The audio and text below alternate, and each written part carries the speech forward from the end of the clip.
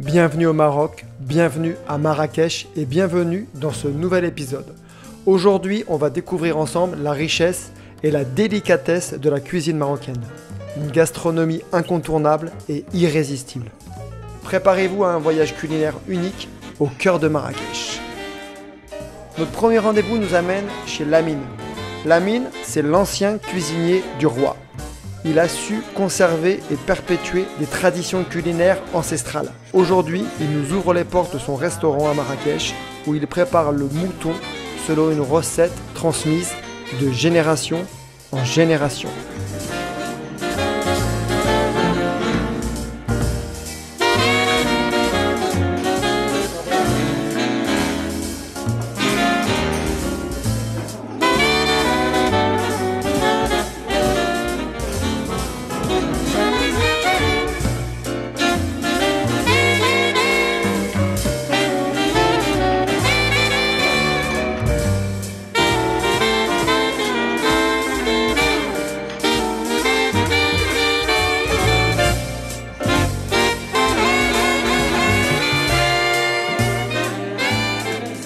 Merci de nous accueillir. Soyez les bienvenus chez nous. Et donc vous étiez le cuisinier du roi, c'est ça? Oui, j'ai travaillé chez le roi Hassan II. Ok, et ça fait combien de temps que ça existe ce restaurant, monsieur? Ouais, le restaurant, ça existe plus que 120 ans parce que l'ancien, mon grand-père, oui. Ah, c'était votre grand-père qui avait... Oui, c'était mon grand-père et mon père et moi aussi. Quoi le principe en fait, la cuisson? La cuisson, c'est la spécialité, on cuit le mouton dans un four spécial comme ça, construit avec de l'argile et des briques de terre. Et on utilise aussi le bois, c'est des choses naturelles. Oui. Et le mouton aussi, ça se cuit dans ce four et sans épices. Sans épices. C'est naturel. Le client, quand il mange, il ajoute un peu des épices s'il veut. C'est bon, hein? Du sel et du cumin. D'accord. Et maintenant, c'est mes fils. Et ça, c'est votre fils? Oui, c'est mon fils. Oui. D'accord, donc c'est un restaurant familial familial, oui, c'est ça. D'accord, de génération en génération. Oui. Donc le prix c'est 200 dirhams le kilo de méchoui. Oui. Les prix sont affichés là. D'accord. Les prix sont très populaires. C'est servi avec des frites et tout ça, ouais? Non. Le méchoui, ça servait qu'avec du sel et du cumin. Ça cuit d'une manière naturelle au four. Ouais. Une fois que vous voulez le consommer, vous n'avez qu'à ajouter un peu de sel et du cumin. D'accord. Avec du pain. On vient d'ouvrir le four. Et mise exact. C'est l'heure du début. Et ils cuisent depuis quelle heure en fait? Depuis 9h du matin. D'accord. Mais on a commencé le travail à l'aube. À l'aube? Le staff a été présent ici à 5h du matin. Et vous faites quoi à l'aube en fait? À l'aube, je vais te montrer. À l'aube, on met du bois à l'intérieur du four, on allume le four et on le laisse chauffer jusqu'à peu près entre 2h, 3h pour le réchauffer. D'accord. Là, ce sont des photos qui vous indiquent les étapes du cuisson, de haut en bas. Une fois qu'on a les agneaux, on les découpe, on les met dans la brèche, on les serre avec la corde. Hein? Ouais. Juste après qu'on ait que de descendre au four, on commence à descendre les agneaux au four. On ferme avec de l'argile entre 2h et 3h de fermeture. Et la dernière photo, c'est que le méchoui est déjà prêt. Super. Et vous cuisez combien de... Ça dépend au jour de la semaine et de la météo aussi. D'accord. Vas-y, je tombe dedans. Je finis comme un agneau, ouais. Hein? On va sortir un agneau devant quand même.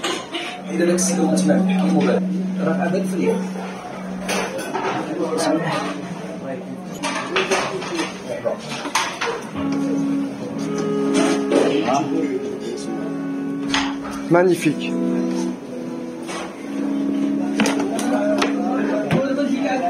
Younes, هذوك الناس اللي تما.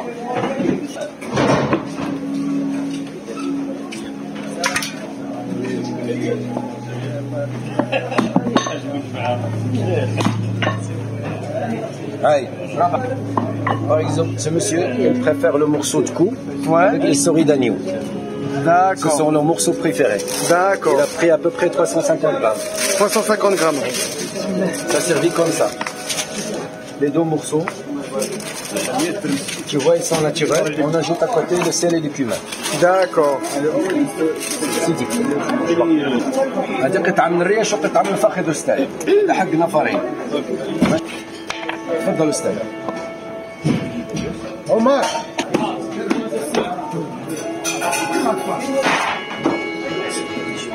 Oui, un morceau de chouïa de la place. Ouais, bah nous on prend ouais, pour deux quoi. Tu vas choisir toi-même le morceau que tu préfères. Graisse ou bien sans graisse ou bien un mélange. À mélanger. Un mélange, d'accord. On va mettre un beau morceau de côtelette. Allez, magnifique. Avec la peau bien croustillante. Et on ajoute des souris d'agneau. Voilà. Avec les souris d'agneau.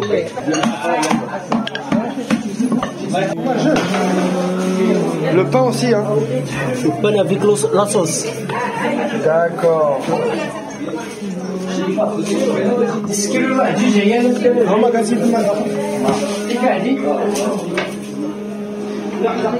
Ok, on va s'asseoir là-bas, hein. Oui. Allez, c'est Vous voulez parti. goûter un peu de graisse? Ouais, ok. Ça, c'est la graisse de l'oignon. Ça, c'est la graisse, ouais. Oui. La partie de bouillon. Le rognon. Rognon. Allez-y. C'est parti pour la dégustation.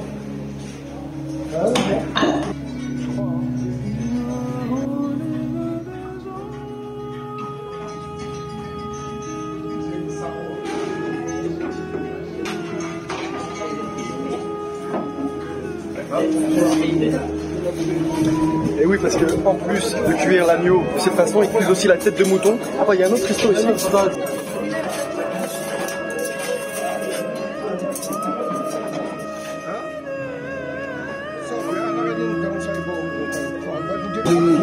Du mouton, tu construis aussi avec l'argile et des briques de terre et on utilise aussi le bois. Aussi la tangia marrakchia, cette jarre-là, on met un demi-kilo de viande avec des épices spéciales et on la ferme et on l'emmène au bain mort. C'est-à-dire Le bain mort, le hammam, c'est là où on se lave. Il y a le feu du bois, alors il reste la cendre. La cendre, on le met à part et on met la tangia jusqu'au là, dans la cendre. Comme ça, il reste à peu près 4 heures de cuit et ça se cuit lentement. D'accord. Et aussi, c'est ça, il donne un goût spécial parce que le jarre est fait en terre, la viande, des épices spéciales, naturelles, et ça donne un goût spécial. D'accord. Et ça, c'est la spécialité de Marrakech. La tangia. La tangia, marrakchia. Marrakchia. Oui. Et si j'ai pu découvrir ce restaurant, c'est grâce à un youtubeur ultra célèbre qui s'appelle Mino de Bohemian Kitchen. C'est un Coréen qui parcourt le monde à la découverte de la gastronomie musulmane. Et petit clin d'œil du destin, qui je trouve dans le restaurant, notre ami. Du coup, j'ai fait un peu ma midinette. En direct de chez la mine, et je suis venu à cause de lui, grâce à lui, je suis là grâce à lui, c'est Mino de Bohemian Kitchen. Salam alaikum. Et merci beaucoup pour toutes les vidéos que tu fais. Thank you very much for all your videos you made about food everywhere. Thank you so much. Thank you very much. Thank you so much. And good afternoon. Thank you. Bye bye. Bye bye. Thank you. Ah, là, c'est un cadeau, les amis. Franchement, là, c'est un cadeau. Un cadeau de Mickey.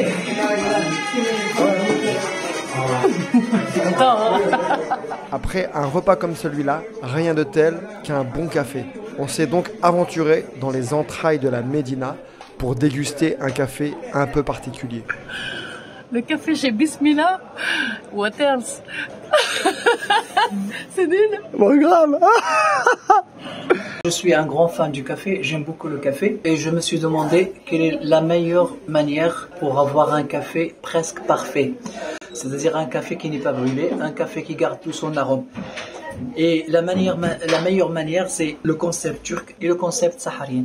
Alors on peut se demander pourquoi exactement on utilise le sable, du fait que la température, elle varie toujours entre 80 degrés et 90, on la contrôle. Il faut contrôler la température. Il ne faut pas qu'il dépasse 90. Là, c'est une température parfaite et idéale pour faire du café zéro bulle, juste crémé. Parce que dès que le café il fait les bulles, c'est-à-dire que l'amertume a augmenté, il devient amer. La touche marocaine, on ajoute au café 6 épices.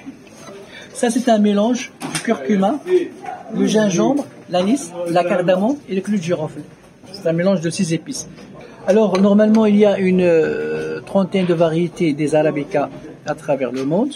J'ai 2 sortes d'Arabica. J'ai Arabica du Brésil et du Yémen. Alors, premièrement, on commence par le glacé. Le glacé pour 2 raisons techniques. Premièrement, quand on met le café sur le glacé, le café il flotte. Il reste à la surface. Comme ça, on peut contrôler la quantité du café dont on a besoin.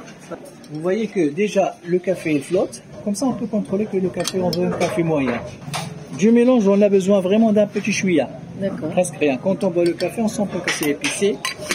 Et on va essayer maintenant de faire la phase la plus importante, c'est de ne pas brûler le café. C'est faire un café juste crémé 100%. D'accord.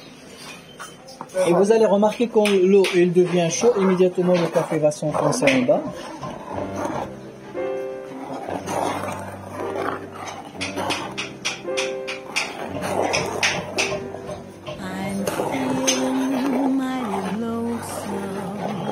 Oui. Immédiatement le café s'enfonce et il faut contrôler 3 critères.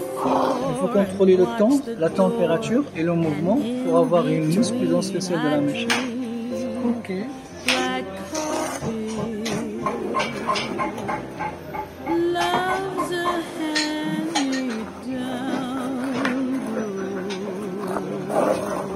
Et plus on donne le temps au café, plus le café donne tout son arôme.